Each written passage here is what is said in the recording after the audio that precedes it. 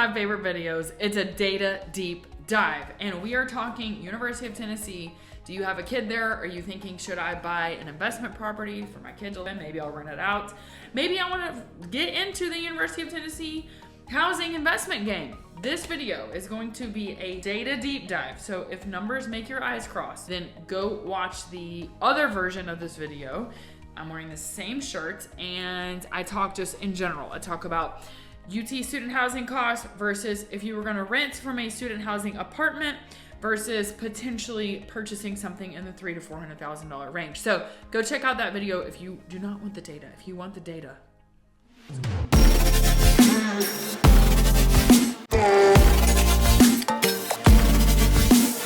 What's up? As a reminder, I am Haley Jones. I am from the Knoxville area. I'm a residential real estate sales agent and former retired teacher. I was a professional wrestler. And by the way, I went to the University of Tennessee for my teacher certification. So I know a thing or two about the University of Tennessee and Knoxville because I'm from here. I went there. I know the things. All right, so let's talk data. So first of all, in this situation and these numbers, a data source is the East Tennessee Realtors MLS. So that's number one. Number two, the numbers I'm going to be talking about in terms of by zip code are a 365-day pull of all sales transactions, active, any sort of pending, and closed. I did not include expired, canceled, temp off markets. Anything that's transacting, essentially. And then also, all of these numbers are based on a 3.5 mile radius. So you can't be exact, okay? So it's 3.54 mile radius. Because once you get further out, it's like, do you want to be that far if this is for the purpose of your student? And now some people, you can purchase that far. I'm not saying that. I'm just thinking in general. The clients I've worked with are wanting to be close to campus, whether they're buying it as a long-term investment, as a true investor, or for their student, also a long-term investment, but really more with their student in mind and then how they're going to access campus. If you're an investor solely for the purpose of buying this to invest, like, you're obviously going to want to be closer to campus. And then also, if you have a kiddo going to class, the likelihood they're going to be on time depends on how close they are. Okay, I'm just kidding, but I'm not. You know what I'm saying? So those are some things to consider as we're thinking about this. So what I did is pull that data as just reference. We're gonna go through each zip code. I'm gonna make some notes about the zip codes, and then we're gonna talk about the long-term appreciation of each zip code. We're gonna talk about the price. If you were to buy something, is this realistic? What I have found is the majority of my clients are in the $300,000 to $400,000 range in what they're looking for. Have I had clients find something cheaper? Yes. Have I had clients find something much more expensive? Also, yes. But for the most part, I find people want to be somewhere in this like break-even window and something that's going to make sense from a cost per month and break-even standpoint. It really depends on your goal. So if you are wanting to know, like, well, what about this area and that location? Then go see the other video where I'm talking a little bit more anecdotally. So let's dive in. In the data, we are going to discuss 11 different zip codes. And I'm just going to go through the zip codes, briefly talk, and then we're just going to go from there. So first zip code, and this is in no particular order other than they are in numerical order from least to greatest, because that's just how my data sorted. You got 37902. 37902 is downtown. So this is where Gay Street is, Market Square, that it's downtown. So first of all, what's great about 37902 is it is walkable, number one. Number two, this is a bit more bougie than what you're gonna find in 37916, which is like Cumberland Avenue, the Fort, okay? Because a lot of the residential stuff in 37902 is either, some of it's an older building, but it's been updated inside. So probably these units are gonna have washer and dryer. Now parking is gonna be a situation here, but the thing about this is if you're purchasing for a student, this is still walkable, and certainly you could ride a bike. So if we look at this, like what percentage of 37902, the downtown area, is available within a 3.5 mile radius, this was just 0.8% of overall transactions for a year that were in the 3.5 mile radius, under 400,000. So of the 906.7 transactions, less than 1% are in downtown. So this is a highly competitive area, number one. It's very close to campus. Average days on market for all of these zip codes, 32 days, whereas downtown 37902 is at 23 days. So these houses, these properties are transacting more quickly. Now, disregard the fact that I said house, because anything you're gonna find in 37902 is gonna be some sort of attached. It's a condo, basically, is what it's gonna be. A condo in a building, 37902, period. A rare townhouse, a townhouse is gonna put you above that $400,000 range though. So just consider that. Okay, so that's 37902. I love this as an option for walkability. And also, I mean, I love the idea of being downtown, Market Square, all the things. Constantly. There's not really a grocery store there. So you're either going to be going to the Publix on campus, or you're going to go across the river to Kroger in South Knox, or you're going to go to Three Rivers Market just up the road. So you have options. All right, 37909. This is west of campus. This is more of a residential, and this is certainly almost exclusively single family homes. This accounts for 1.3% of overall 3.5 mile radius, under $400,000 sales. So certainly, again, this is really more residential. And the picture that I have, you can see that 37909 stretches. Like I did the whole zip code. Some of this is past 3.5 miles, but I just wanted to show you where it was in relation to campus. Now, the thing about this is it's not walkable. I wouldn't even say it's bikeable. Like, no ma'am. That's in my opinion. Could you do it? Sure. Would I? No. This is West Hills, Bearden, and so you do have access to like more boutique-y type gyms, and you're close to the Trader Joe's and Target and all that stuff. This is kind of the beginning of West Knoxville, which West Knoxville is where a lot of people go because that's where all the stuff is, the stores, etc. So average price point there is $285,000. Average price per square foot is $216,000. Which this is actually, the average price per square foot is below the average of all these, but the average list price is actually higher by about $20,000. So you're gonna pay a bit more than some of the other zip codes for 37909. Certainly not walkable. You're paying for more, like if you want a yard, a dog thing. 37912, this is what we call North Knox, or I call it North Knox. It's north of 640 essentially. So you're kind of between Knoxville and Powell. Powell is still Knoxville, but you're just a little bit north. Is it walkable? I don't think so. You probably could. You probably could bike it. I don't think you'd want to. You're gonna have to somehow get under overpasses and all kinds of stuff. So I don't think necessarily walkable from a price standpoint, and from a type of property standpoint, these are more homes. You're gonna have the occasional townhouse condo situation, more so a townhouse. 34 days on market, so a little bit longer than the average of all these 11 zip codes. Price point is at $299, and this accounts for about 1.5% of all of these. So certainly not necessarily a popular area when it comes to the data I pulled, and that under 400,000 kind of mark. Could it be a good option? Certainly. If you're wanting more, again, residential like home, you're gonna see more properties like that. All right, next up we have 37914. The graphic I have is not the entire zip code because 37914 goes forever. If you're like, what do we call this? This is East Knox. This includes Holston Hills, you know, out towards like almost down 11E. So you're going that way. You're going east Knoxville. There you go. Some of this you could walk. I think it's more of a bikeable type situation as you're closer into downtown. To me, I still think you probably want a car for this one. This accounts for 7% of the transactions that were below 400,000.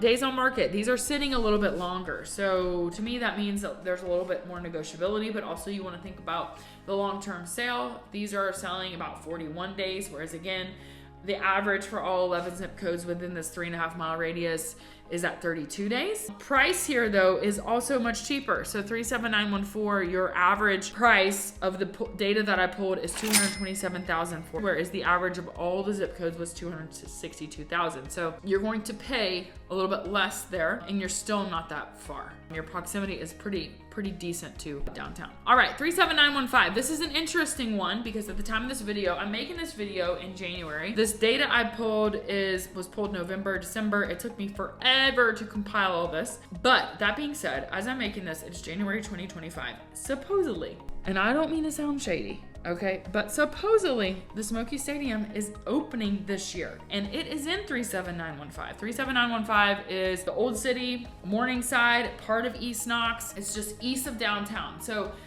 because the baseball stadium is coming in, you have luxury condos and townhouses, which were not accounted for at the time that I pulled this data. First of all, they were not listed yet. But second of all, that's going to skew and up the price, in my opinion. That's something to think about. When it comes to this location, this is walkable if you like to walk. My husband would say it's not walkable. I think it is walkable. However, we have all varying ideas. Is it bikeable? Absolutely. Your average days on market here is 38 versus 32, so a little bit longer than the average.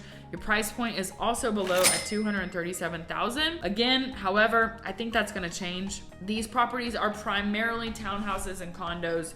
primarily condos. So if you're wanting something in a building, really more what you're going to be doing. So again, when we're talking about the condos and townhouses, the pricing is not taking into consideration HOA fees, things like that. So 37915 is kind of one to watch out for, because I think potentially you could have some really nice long-term investment there because of the baseball stadium. And that's a multi-use stadium. So I think it's actually going to be pretty great. TBD. All right, next up is 37916. And this is, to me, like a no-brainer in the sense that 37916 is the fort. It is just off Cumberland. It is essentially campus. It's campus without being campus. It is Fort Sanders. Some of these residential opportunities are closer to campus than student housing by far. Is it walkable? Absolutely. Listen to this. Days on market for 37916, on average, 13.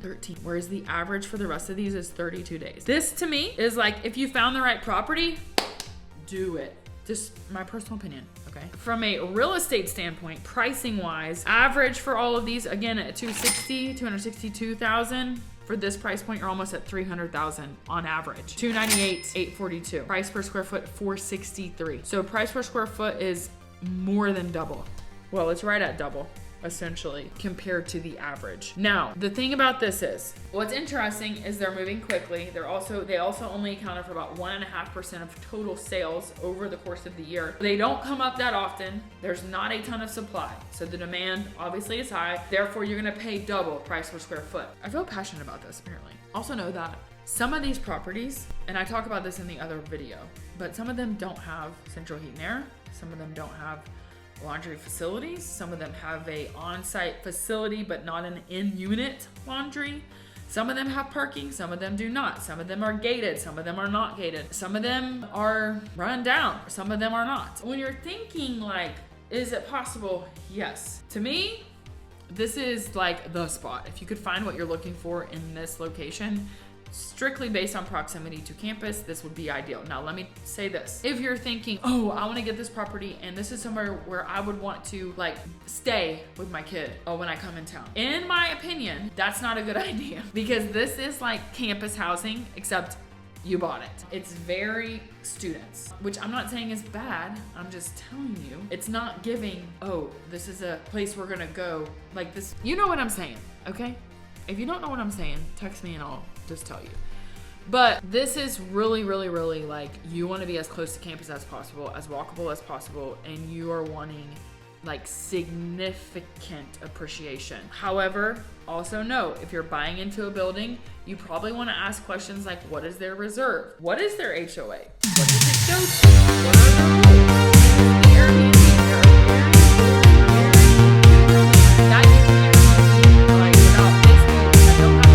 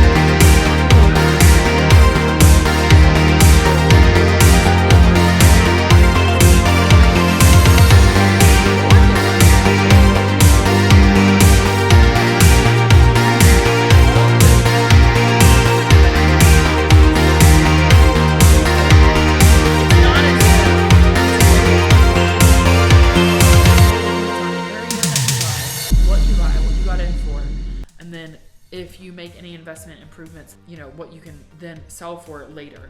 But I've also had a client that's purchased a property, held it for a year and a half, and made, I think, like $10,000. So did not lose money. It wasn't like they made $11 million, but they still made money. Okay, we got through that. Let me know your thoughts. Let me know your questions. You can always text me directly at 242-9821. This is what I do. This is what I help people do. If you have questions, always reach out. You can also email me as well. Click subscribe. If there's questions or other price points you want to know information about, then just let me know, and I'm happy to get that information to you or make more content for you. That being said, I'm Haley Jones, and I'll see you on the next video.